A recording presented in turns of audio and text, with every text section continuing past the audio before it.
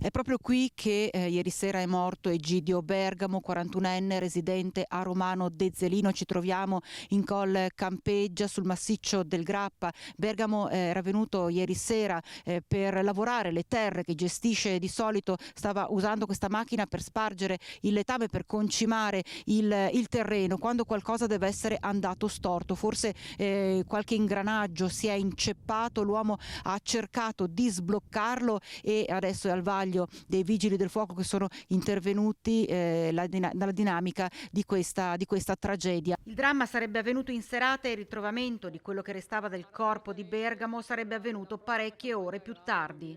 A dare l'allarme attorno alla mezzanotte e mezza è stata la madre di Bergamo. Non vedendo rincasare il figlio sono stati allertati i vigili del fuoco, è stato allertato il SUEM 118. Quando i soccorritori sono arrivati sul posto si sono trovati davanti una scena tremenda. È l'ennesimo incidente mortale sul lavoro. Bergamo era molto conosciuto non solo a Romano, dove viveva e dove ricopriva la carica di referente degli agricoltori.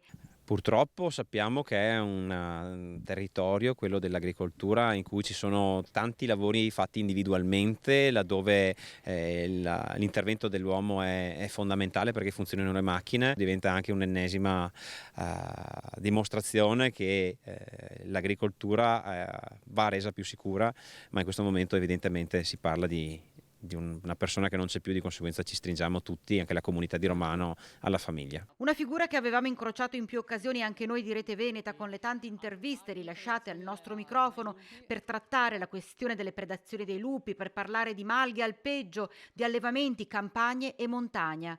Grande lavoratore, si era sempre battuto per tutelare il suo settore, critico, provocatorio, propositivo e soprattutto un grande ottimista. Quest'anno invece di portarli in montagna le porteremo a Jesolo, perché almeno lì porteremo le nostre vacche al sicuro al pascolo. Le vacche sono in sosta, prima di partire noi ci abbiamo rifucillati, adesso siamo pronti per scendere a valle.